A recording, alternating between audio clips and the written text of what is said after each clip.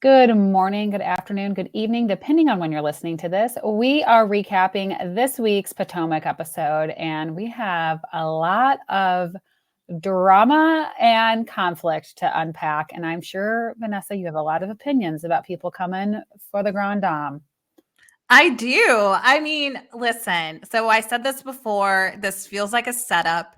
Clearly was to bring up something from 3 years ago. Mia, girl, this didn't hit the way you thought it was going to hit. And like Karen said, by the end of the episode, after battling one after another, she said, if you're going to come for me, I'm going to come for you and double down. But I just couldn't get over the 3 years thing. Listen, I will admit I am delusional. I am a ladam. I do think there's been enough smoke. No, that's right. There's been enough smoke in terms of potential infidelity, open marriage, whatever it may be with Karen and Ray. I do believe that there's likely some truth to that. However, if you're bringing up something from 3 years ago, it could be completely irrelevant to now. It didn't land for me. I think it's, bringing something up from 3 years. Like there should be a little bit of like, not a statute of limitations, but like, was it necessary really to like go that far back?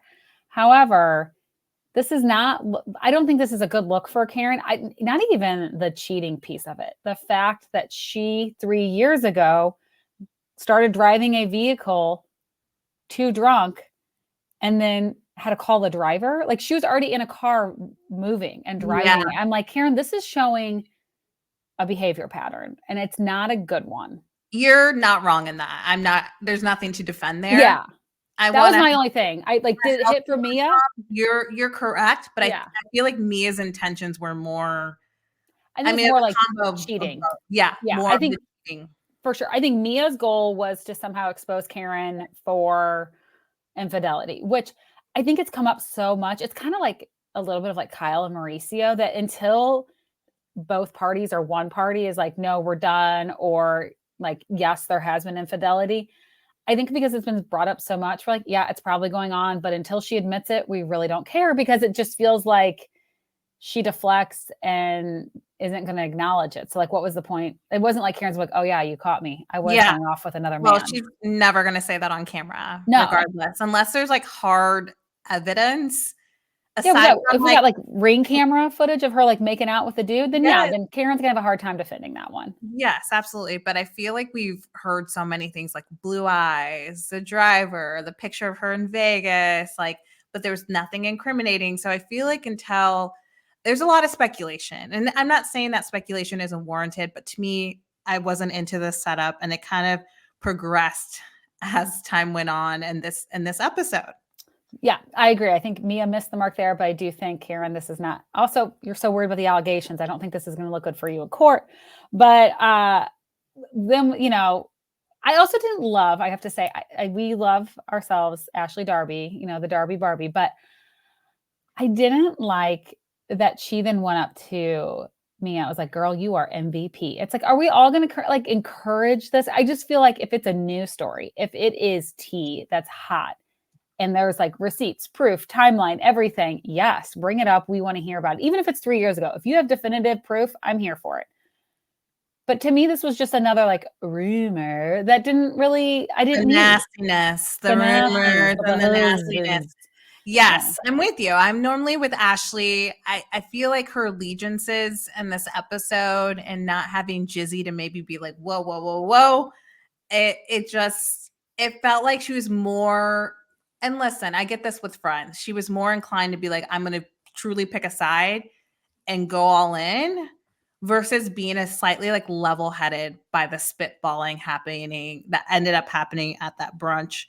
But I know we'll discuss more details about the brunch. There's a couple other moments that we want to talk about. So prior to that, we have Jacqueline and Mia dipping their feet in the pool and talking about Gordon. And I think Jacqueline did a really good job of asking Mia questions that were kind of leading to like, maybe you're part of the problem too. And then in her confessional, she was a little bit more direct, which I would have liked maybe slightly more direct with Mia in that moment, because she was pretty brutally honest in her interview where she was like, look, Mia is used to Gordon taking care of her and dropping everything to help her. And she still wants that, even during their separation, divorce, whatever it is. Well, also moving forward with Ink. And it's like that, you're not going to get both sides of it. And I think she was talking a lot about, like, when someone's manic and like the fact that, he has been diagnosed with bipolar disorder. I think knowing all that, like telling him that you love him is going to be a very confusing phrase for this man.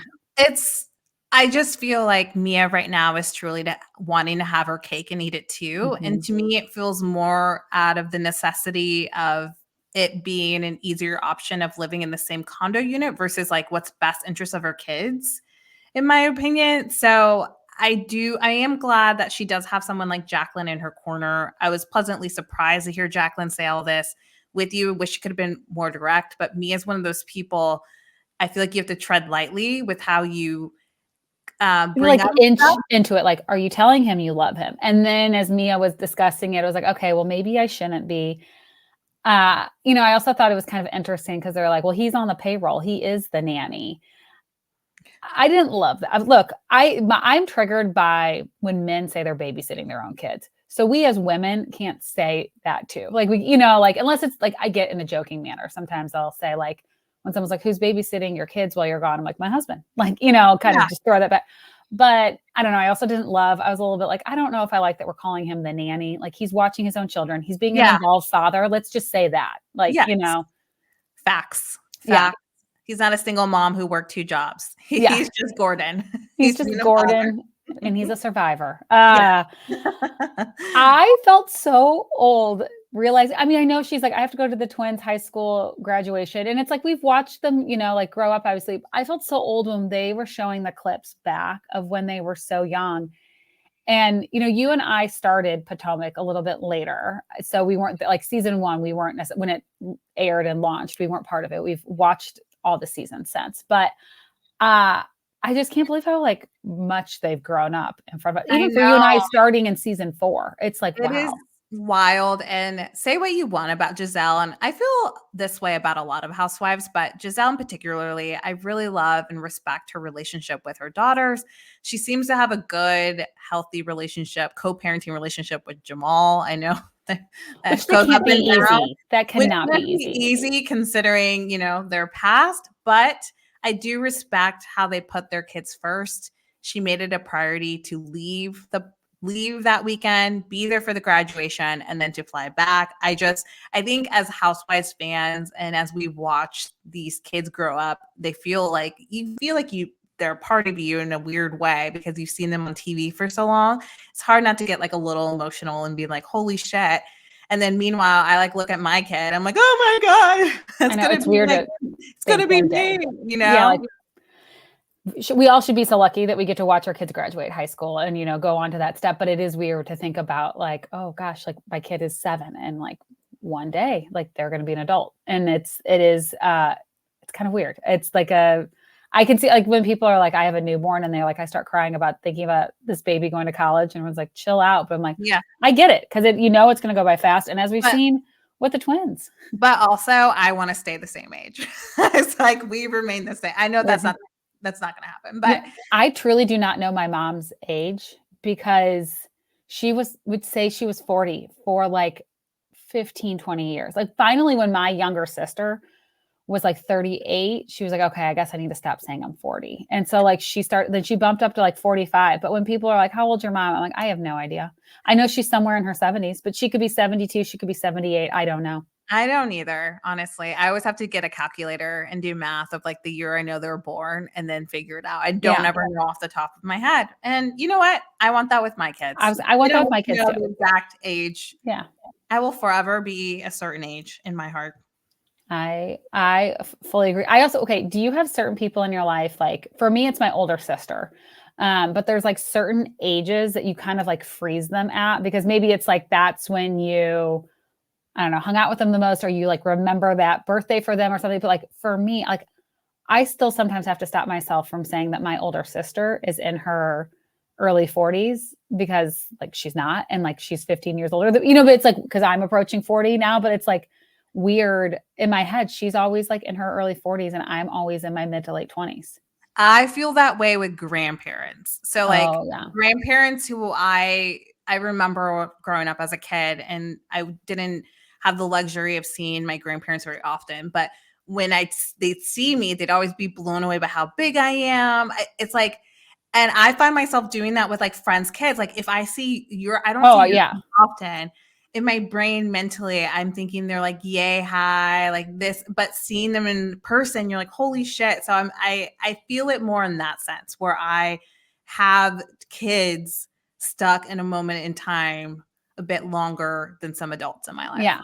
Yeah. It's just funny how like your brain works in that way. Yeah. But I do also want to give Giselle credit, getting back to Potomac, for the effort she made to be part of Wendy's birthday. I mean, to go there for like an evening, then fly back, fly back to Potomac, be there for her daughters for like a full day, and then go back so she could be part of the celebration. I Collecting mean, that check. collecting that check, but also, I mean, she probably could have gotten away with only being there for like skipping the first part or only like, like skipping the second. I think she could have gotten away for only being there for half of it, given that it was a child's graduation and she did let the cameras be there for that. I think it also shows like she is actively working on a friendship with Wendy. This isn't Yeah. just a let me think of a storyline. I don't have Robin anymore. I'm like that. I think there might be some genuine interest in sparking a friendship here. The ultimate olive branch, if you will. Like I Yeah. feel like in friendships, especially as you get older, it's all in. I mean, we've heard this like all our lives, like actions speak louder than words. But I do think as an adult, that becomes so true because it does take so much more effort and time to prioritize other people because we have our kids, jobs, so many other things. So she's doing it, and I think it's truly the ultimate olive branch. But this brunch, I I had to rewind so many certain parts because of how we landed from point A to point B to point C. I was like, Okay, oh I'm my so glad I wasn't the only person because I was like, wait, why are they fighting? So it really, I mean, if I have to pinpoint it where it starts, and I might be wrong on this, but this is kind of after rewinding it several times. In my opinion, it started with Mia going after Kierna and saying your drug dealer boyfriend from the past. Well, it started, I think, at first, Kay basically saying, why'd you all go so hard on Karen?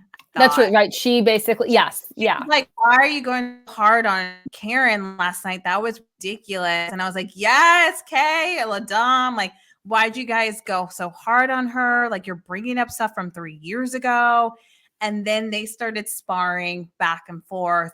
And then Mia was like, are you going to talk about like your drug dealer boyfriend? Which, first of all, I just feel like that's really unfair because A, it's not who she's with now. B, we've all had a past. Like, like Mia's like, I was a stripper. It's just like but I also like that wasn't Kierna's past. That was a guy she dated. We all made stupid mistakes and dated the wrong people or had like went after the wrong people at some Well, I point think in our her life. current boyfriend may have in the past, but again, you're right. Like, No, I think she I said it was an ex. oh, okay, totally I missed that believe. detail. I don't know. Maybe I mean, also I had to Regardless, rewind this. But regardless, it's just like I don't know. I also feel like this person bringing up their past is not. No, I don't think that was fair game. well, yes. So then, they start going at it. I was just Then dying. why did Ashley though? I have to point out because then before Karen then gets involved with this again, Ashley, something about the scar comes up, and Ashley was like, I can't see your scar, or something like, is your scar still there? I don't think Ashley was asking that, trying to like plug K skincare. Do you? I don't know. Her timing was poor. One, she was like, "Yeah, we did hear about that I've he was heard a that. drug Yeah. dealer. I've heard that. We have all have heard that." And then to like look at her and she's like, "Well, in her mind, she's like, I'm complimenting that I can't see your scar. You work at you're an esthetician." But that clearly triggered Kay, understandably, that it's because of Ashley's friend that she didn't have said scar. And I don't think Ashley was trying to be malicious. I think her choice of words and delivery was like it was like wrong place, wrong time. Like that wasn't the time or setting to just talk about the healing of her scar. But it clearly like activated Kay where she had to remove herself for a moment, then come back. I believe Karen then like starts chiming in, going head to head. And then it's like, Jacqueline, let's talk about PP and his 25 convictions. And everyone's like, what?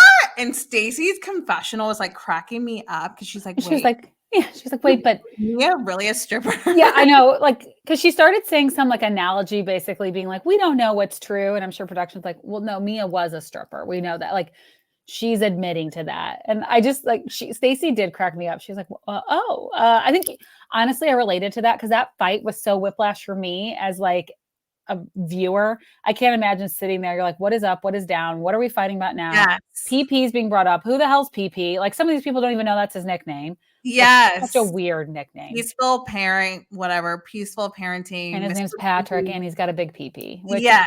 I guarantee you he does not. Any person that talks about their partner's PP on television and says it's big, in my head, I'm like, oh, you've got a micro penis. That's like where I go. But, you know, Jacqueline's like upset and it's like, he's not here to defend himself. I'm like, so upset. Why are you bringing up something from the past? And Wendy immediately is like, chimes in. Is like, that's not, you just did the same thing to Kay. You didn't, you brought up his past. Like, that is not fair. So, like, all shit kind of goes loose. Karen, though, I do feel like she's like, you're going to start, don't start. What's that? She said you start it and I'll finish it. No shit. There'll be no yeah, shit. that's a Jen Aiden thing. Start none, there won't be none. No, I'm quoting the Ludacris song. Well, yes, that's true. They'll start, don't start no shit. Yeah. There'll be no shit. That's exactly what happened with Karen. She's like, I'm gonna go there. I struggle with Mia. I think Mia's, first of all, I want to preface, I think Mia's an amazing housewife. This is where I struggle with like how I feel about her. Is she like a Delulu and I just appreciate the Delulu? Is she like the villain and I like that she's the villain? Like, I don't know where I like her. I just haven't quite figured out how She's a meddler. I feel she's a meddler. She has a slight case of amnesia where she like tells these stories and you're like, what is true? What is not? They sound like tall tales. But then she sits on shit for 3 years and then decides to bring it up on camera when her friend is there because she's decided this season she's going against Karen. Like, she is calculating in a not carbon monoxide way. Yeah, she's not. This is not Bobby Fischer. Like, everyone's playing chess and Mia's playing checkers, but like, so it's kind of like, oh, okay. Where I struggle with her too is like, she's putting stuff out. Like, she threw out there, you know, Kay's ex or current, whatever it is, you know, whether he was a drug dealer in the past or not. He wasn't there to defend himself. That's bringing up his past for really no reason. Did Karen do the same thing with Jacqueline? Yes. But like, you got to understand, if you're going to throw that punch out there and then your friend's going to come sit by you and you two are going to be this little duo all season, then whatever Mia says is going to come back to one or both of you. And I think that's exactly what happened. And I struggle with Mia because it's like, I don't know, she doesn't understand the whole, like, I don't want to say fight fair, but it's like, if she throws something out there, it's okay. But when someone else throws it back to her, it's like, no, that's not all right. Like, when people are talking about her, I worry about her kids. And she's like, no, we're not going to talk about the kids and stuff. But like, for other people, she has no problem talking about it. That's where I get frustrated. She's a bit hypocritical. And I did not like at the end. Listen, I do think so. Ashley, Jacqueline, and Mia, like, the group disperses after like all hell breaks loose from this brunch. And Mia immediately has a screenshots, up of like all the charges against like, swipe. Like, why do you have all that saved? You have it clearly so camera can see. Ashley, they're all having this conversation about it, like really the takedown of Ladam, I think. But and the same token, Stacey comes in, is like, what is going on? She's like, I have no idea to this. And their angle is like, we're concerned with her. We think she needs to go to rehab. And girl, you are being gossipy. This isn't like genuine concern. If there was genuine concern about her in that sense, you would pull her to the side. You are clearly trying to take her down in a way. I know I'm a dom, so I'm definitely, you know, a bit biased in my hand, but when you're going to throw out a rehab accusation, but also like be gossipy about it, that's where I'm like, that's Yeah. not today. I would have been fine with, I would have been fine with just the screenshots. I think it's a little bizarre. She had like 9 of them screenshotted. Like, this isn't just like, I am guilty. I will admit, we've all done it. When someone's Instagram seems a little different Oh, and they yeah. haven't posted about their husband in a while, do I go to CaseNet and look up their divorce? Yes. Do I screenshot just the header to let everyone know our suspicions are correct? They are separating or divorcing? Yes. I'm not drilling down though and like screenshotting it and saving it to my phone. I like a normal person, I screenshot it, send it, and then it deletes it. I'm not a psycho saving all of these court case screenshots in my phone. Mia, I was like, all right, girl, if you're going to do this and go on this, then focus on the allegations, focus on the court, just say it's all here. It's public record. This is what's going on. But I agree. Let's not throw out the rehab, because if you were really concerned and you really wanted her to go to rehab, you wouldn't be approaching it in this way. Exactly. It's just like, it just doesn't, it's like not genuine. It's not genuine. So then Stacy goes and has this conversation. She's like, they said you need to go to rehab. And this is our, 2-week. Stacy's so animated though. She's like, Karen, they're telling me her eyes like, you might need rehab. And do I need to be concerned? And it's like, I don't know. Sometimes they're like, she cracks me up. I was like, you're like so animated with some of these things. Yes. It must be like the news anchor part of her, just with her voice, like just. Yeah, it's like the way she raises story. Yeah, like, and then suddenly the neighbor became the suspect. And it's exactly. Yeah. But we get the TB continued on like, what Karen's gonna say or not. I would imagine that Karen probably has had, clearly by a lot of examples, her accident, an unhealthy relationship with alcohol, and it's something she needs to evaluate. I do hope that that's what she says, something along those lines. I do think if she continues to deflect, it's only going to make people feel like you need to go to rehab more.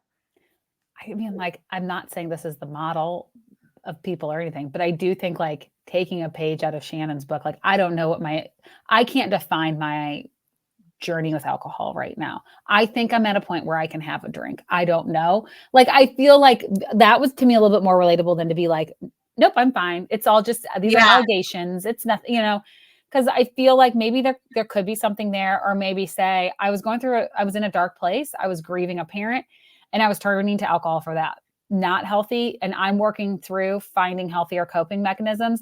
I don't know if that means alcohol is like forever off the table for me. I'm figuring that out. Like, I don't know. I feel like, but she needs to acknowledge maybe a little bit of like, I don't have the best relationship with alcohol. And I think people can relate to that. And that's totally okay to say. I know there's a lot of vulnerability to admit that on camera, in a sense of where you may not be ready to, but I think there's ways for her to go around it. Unfortunately, my faith in her saying and doing all these things is very low, because even though she's my queen, she doesn't always take accountability. But maybe I'll be surprised. We shall see. Obviously, I'm rooting for you, Karen. Just take ownership of your shit. As a LaDom, that's all we're asking. I would love it if she took a little bit of ownership, because I think then the women are going to back off. I don't want an entire season of like, let's try to bring down Karen for this one thing. It's going to get a little like boring, repetitive, and New Jersey-ish, where it's like, we can't have a whole season of just this. And also, and it's like, it's not even that interesting. I mean, what she did was wrong. Don't get me wrong, but like, she's deflected enough that if you keep poking the bear, I don't see her. She's going to start bringing out 3-year shit out of your closet. Like, don't poke. And we really don't want to go down that journey. Like, I don't think we need to be going. Yeah, I agree. So I would like to see her take a little bit of accountability so we can move forward, because I hope that there's more to this season than just Karen's allegations. Because I'm like, that's not a season to me. Like, we're going to need a little more than that. Yeah. No, but that was all kind of crazy. I'm curious too, as the ink, the Gordon of it all. I don't know. It's going to be interesting. I want to know, like, but is Ashley dating? I want to get into more of the other stuff with the women, but all things aside, messiness aside, of course, I enjoyed the episode. Because one thing I feel like we like kind of glossed over and like they haven't really like fully addressed, or maybe I missed it, but like Giselle and Jason are done. But do we like, Yeah. did it just fizzle like gently? Like I would like to know a little bit more about how that came to, like, they're clearly done. Yes. What happened? Because there's 2 seasons of them being a situationship, and it Yes. was interesting. So I'm giving the heart like that meme that's going around of Brittany, Brittany, Salt Lake City, her best friend. it wasn't the same. Yeah. Thankfully, she wasn't like best friend Jared Yeah. territory. But word on the street, as Giselle likes to say, is that he had like a girlfriend and was like maybe not sincere in his intentions. They were never, I don't think, ever together, but I think they had an agreement of seeing each other when they were in town. I would imagine not Karen, excuse me, Giselle was probably like, don't make me look like an asshole. The minute you make me look stupid, we're done with this. That's what I think probably happened. I could also see like Giselle being like, okay, like when we're together, we're together. But if you're probably going to have dates and explore, getting to know other people.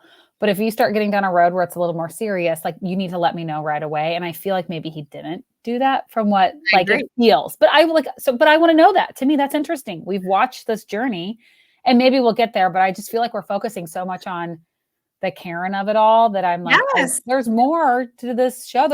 You guys all talk about how there's more than just the Grand Dame. Well, don't let her be the whole season. And I don't know.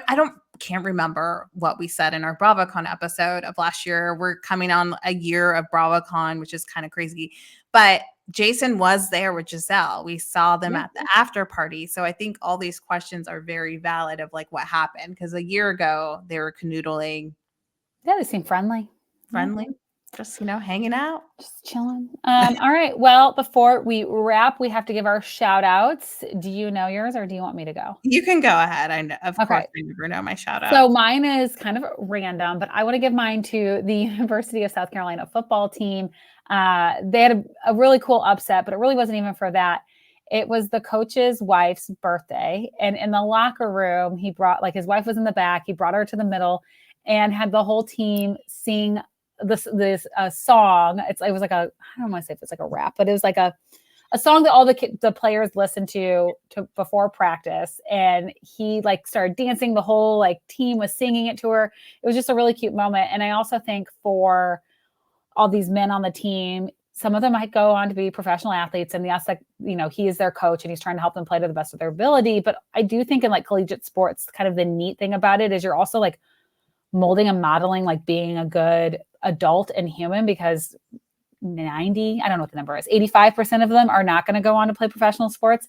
And I thought like he could have very easily in the locker room been like, that was us. That was, but he's like, I want to give this credit to my wife. We just had this big upset. I want to celebrate her birthday. And I just thought it was like, what a great way to like model a supportive partnership to these young men who are very impressionable. So I just want to give a shout out to South Carolina football team. Love it. I'm going to give my shout out to living legend Martha Stewart. If you haven't had a chance to watch her documentary on Netflix, it is so amazing. There's delusion, there's unapologeticness, but most of all, I appreciate seeing a businesswoman who has behavior similar to what so many men do, but continues to like do things her way and how she wants it. You don't have to like it.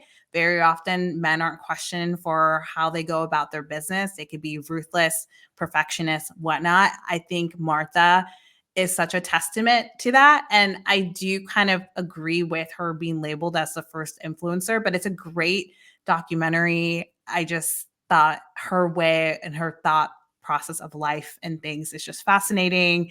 I think too, her now at this stage of this life, it's less of that like perfectly perfect. I remember calling people Martha Stewart as like an insult, like as like a goody goody. Okay, Martha. Yeah. Like you're goody two shoes. And yes, there's a part of that in her that's still there, but I think now she's like, I just think there's so much more to her. And I think that's very cool to be at the stage of life she is now and continue to reinvent herself and to have people still be interested. And just want to, give my flowers to her. So I haven't watched it yet. I'm really excited to watch it. It's really good. I was very like captivated from the get-go. It's worth a watch. It's about a 2-hour watch.